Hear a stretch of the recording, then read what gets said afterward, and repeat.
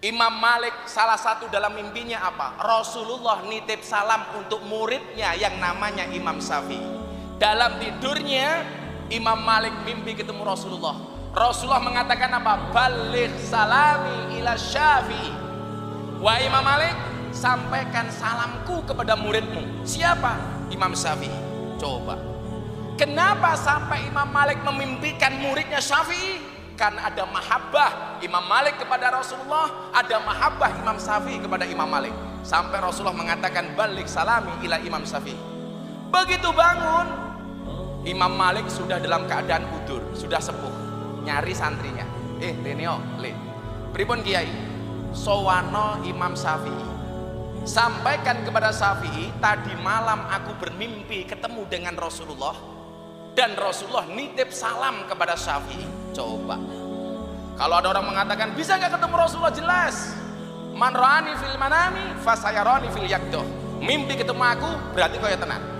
Lanjut dengan mimpi ketemu Rasulullah, pasti itu Rasulullah. Tapi lah awakmu ketemu mimpi ketemu Kiai Utsman, bisa jadi gerandong, bisa jadi. Lah Rasulullah mungkin deh. Akhirnya apa? Santrinya Imam Malik ini sowan kepada Kiai Imam Syafi'i. Pak Syafi'i, kula wonten pesen saking guru kula, guru panjenengan, saking Kiai Imam Malik. Pesennya apa? Beliau menyampaikan kepadamu bahwa semalam beliau mimpi ketemu dengan Kanjeng Nabi dan Kanjeng Nabi menitipkan salam kepadamu. Baligh salami ila Syafi'i. Subhanallah. Kenapa bisa terjadi seperti itu? Guru mimpi ketemu Kanjeng Nabi nitip salam kepada Imam Syafi'i. Karena adanya mahabbah, ada rasa cinta. Akhirnya apa yang terjadi? Imam Syafi'i tahu kalau dikasih oleh-oleh, dikasih hadiah harus dibales. Idza huyitum bi tahiyatin fahayyu bi ahsani minha. Harus dibalas dengan yang lebih baik. Makanya kenapa kalau ada orang mengatakan assalamualaikum kita jawab komplit waalaikumsalam warahmatullahi wabarakatuh. Fahayyu bi ahsani minha. Harus lebih bagus. Imam Syafi'i masuk kamar, cari jubahnya yang kira-kira pantas untuk hadiah, ternyata nggak ketemu.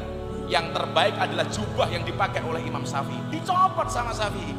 Nah, saya senang mendengar ceritamu bahwa Imam Malik mimpi ketemu Kanjeng Nabi dan Nabi Muhammad titip salam kepadaku. Ini jubahku untuk kamu. Santri diwenehi ageman sangka kiai mesti senang. Akhirnya apa?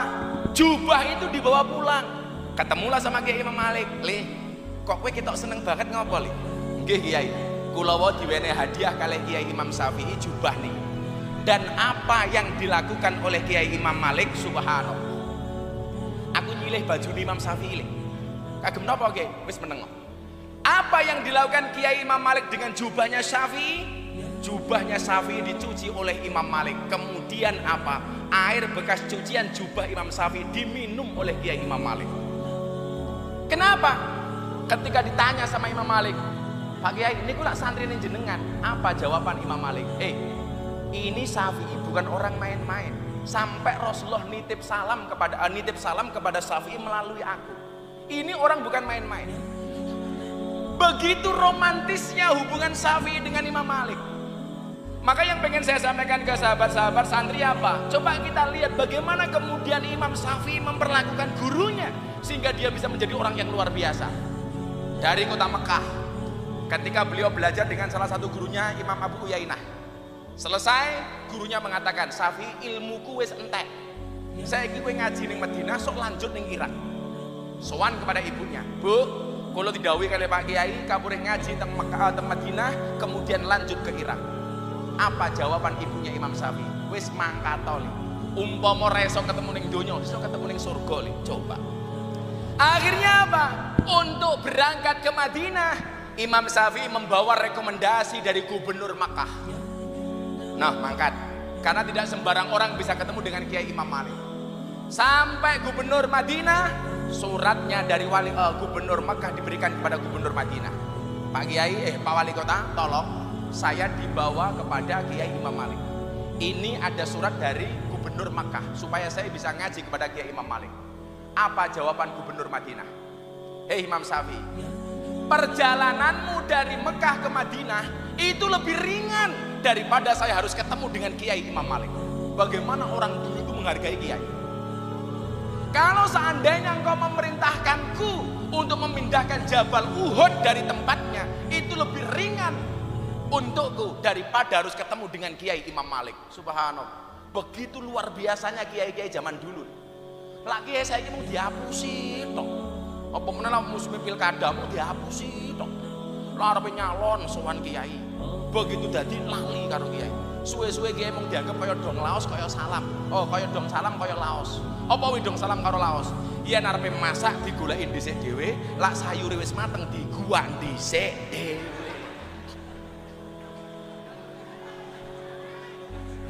Shallallahu ala Nabi Muhammad. Akhirnya karena dipaksa oleh Imam Syafi'i, gubernur Madinah mengantarkan Imam Syafi'i kepada Kiai Imam Malik. Ketemu dengan khadimnya, pembantunya Imam Malik. Mau apa? Mau ketemu Pak Kiai. Pak Kiai baru istirahat. Tolong Anda datang keesokan harinya, akan saya sampaikan pesan kalian kepada Kiai Imam Malik. Akhirnya kondur coba. Begitu keesokan harinya pengajian kitab Al-Muwatta, tulisan Kiai Imam Malik, kitab hadis terbesar yang beliau tulis, Imam Malik, Imam Syafi'i melu. Begitu ngaji, Imam Syafi'i karena santri baru sama Kiai Imam Malik disuruh kepada santri senior, kamu ngaji dulu sama santri senior. Jawaban Imam Syafi'i apa? Nyuwun sewu Kiai, kula pun hafal kalau kitab Muwatta. Jajal. Begitu dites ternyata hafal. Dari awal sampai penutupan hafal. Imam Malik penasaran sama ibunya Imam Syafi'i. Bocah kok pintere koyo ngene, rahasiane apa? Ternyata menurut ibunya Imam Syafi'i, kecerdasan Imam Syafi'i itu rahasianya ada dua.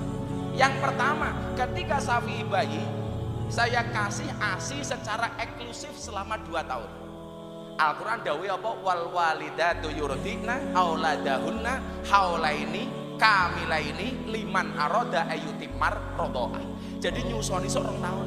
Wis duwe bojo to 2 tahun. Malah sing nyusoni bapakne. Sabar.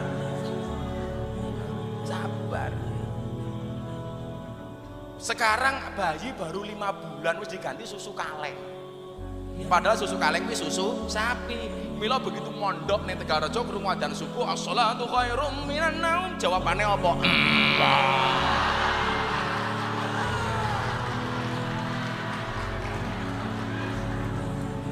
Mila sapa jenengmu mau? Penco. Mila kowe ra kena rabi karo sapi.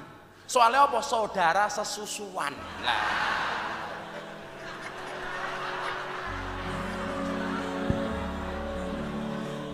Penco itu. Kemudian yang kedua apa kata ibunya Imam Syafi'i? Kecerdasan Imam Syafi'i itu kenapa? Karena setiap saya mau menyusui Imam Syafi'i terlebih dahulu mengambil air wudu. Jadi saat durunge nyusoni wudu dhisik.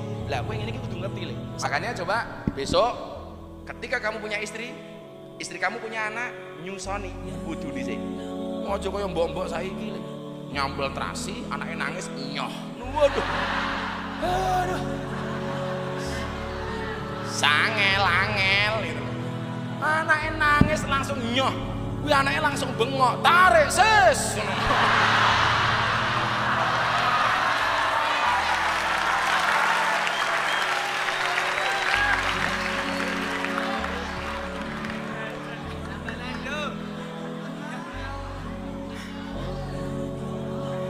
Ya Allah.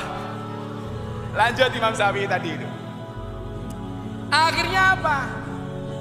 Ngaji di tempatnya Imam Malik selesai. Imam Malik mengatakan kepada Imam Syafi'i, Syafi'i sekarang kamu berangkat ke Irak. Akhirnya Imam Syafi'i berangkat ke Irak. Singkat cerita ngaji di sana sampai menjadi seorang guru. Bertahun-tahun Imam Syafi'i gak berani pulang ke kota Mekah. Kenapa? Karena ibunya belum mengizinkan atau belum ada kabar dari ibunya Imam Syafi'i boleh pulang ke kota Mekah. Bertahun-tahun. Ketika musim haji datang, Imam Syafi'i, murid-muridnya Imam Syafi'i berangkat ke kota Mekah untuk melaksanakan ibadah haji. Ketika jawiyah itu istilah orang-orang Mekah itu untuk pengajian di sudut-sudut masjid, namanya jawiyah. Kalau yang lebih besar namanya halakoh. Kalau orang Mekah menganggap seperti namanya halakoh, tapi lah ngaji di sudut-sudut masjid itu namanya jawiyah. Nah, begitu ngaji, setiap kali jiko dalil, sang murid ini selalu mengatakan qala Imam Syafi'i, qala Imam Syafi'i. Di dalam masjid ada ibunya Imam Syafi'i. Langsung didatangi, Mas, kok kan mau kowe ngaji nyebut jenenge Syafi'i Muhammad bin Idris iki sapa? Kula santrine, Bu. Lan jenengan sinten? Kula ibune Imam Syafi'i. Tahu yang di hadapannya ibunya Imam Syafi'i apa? Langsung sungkem diambung tangannya wolak-walik. Maka kenapa dalam kitab Ta'lim dikatakan apa? Ta'allam fa innal ilma zainun li ahlihi wa fadlun wa likulil mahal. Kue sesuai dari kiai, sing mulia ramu kue tok, termasuk wong tuamu.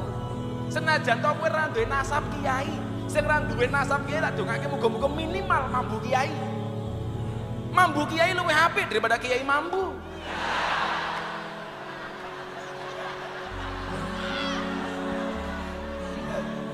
Iki Imam Syafi'i ibune dihormati karena ta'allam fa innal ilma zainun li ahlihi. Tidak hanya dia, termasuk keluarganya, termasuk mbokne, termasuk bojomu. Ibunya Imam Syafi'i ngendikan, Le, maturo karo gurumu Syafi'i. Napa, Bu? Lak Syafi'i arepe kondur, ibu wis ikhlas. Akhirnya sampai kota Baghdad diumumkan, woro-woro Kiai Imam Syafi'i benjang badai kundur teng kota Mekah. Tahu kiainya mau pulang, penduduk Baghdad semuanya ngasih oleh-oleh kepada Imam Syafi'i. Ono sing unta, ono sing gandum, wis macam-macam kayak. Akhirnya Syafi'i pulang dengan membawa puluhan ekor unta sampai perbatasan kota Mekah. Santrinya berangkat duluan menemui ibunya Imam Syafi'i. Anake santrine matur, "Bu, lanti gurumu nembe dugi perbatasan kota Mekah." Anake ngomong, "Bu, anake jenengan iku luar biasa jenenge Kiai Syafi'i." Lah napa niku? Alah kondur saking Baghdad, Imam Syafi'i niku membawa puluhan ekor unta, berikut oleh-olehnya berada di punggungnya. Niki coba, apa jawaban ibunya Imam Syafi'i? Hei, ngomong karo Kiai Syafi'i, ora usah mulih. Kaget. Lah napa, Bu? Aku mbiyen dawuh karo Syafi'i supaya golek ilmu ra golek bondo. Ngomong karo gurumu Syafi'i, ora usah mulih. Aku mbiyen ngongkon anakku golek ilmu malah mulih nggo bondo. Moh, jajak. Gak boleh. Akhirnya apa? Ini ibunya Imam Syafi'i harus dicontoh. Katakan sama Syafi'i, dia saya perintah untuk mencari ilmu, tidak untuk mencari harta. Disampaikan kepada Syafi'i, Pak Kiai, ibu jenengan duka pripun? Jenengan kondur nganggo bondo kok. Apa yang dilakukan sama Syafi'i? Hartanya semuanya dibagi kepada penduduk Mekah. Sehingga yang tersisa hanya kitab dan bukunya Imam Syafi'i. Subhanallah. Begitu matur kali ibune, "Bu, bondone pun telas, tinggal buku kali kitabnya." Ya wis, Syafi'i kon mulih. Kenapa dia bisa menjadi anak yang luar biasa nih? Nomor 1, hormat sama orang tuanya. Yang kedua, hormat sama guru-gurunya. Maka saya ingat betul ya, bagaimana cintanya Imam Malik kepada Syafi'i, hormatnya Syafi'i kepada Imam Malik. Imam Syafi'i ngaji di Masjid Nabawi, mulang santri. Imam Malik pengen ngrungokke pengajiannya Imam Syafi'i, delik-delik. Karena kalau ada santri ngaji, guru itu kok biasanya pakai delik-delik. Dia bersembunyi di balik tembok Masjid Nabawi, mendengarkan pengajian Imam Syafi'i. Imam Malik nulis kalimat di tembok. Sebelum dulu direnovasi masih ada tulisan itu. Apa tulisannya? Man aroda ilmun nafis falaihi bi Muhammad bin Idris. Subhanallah.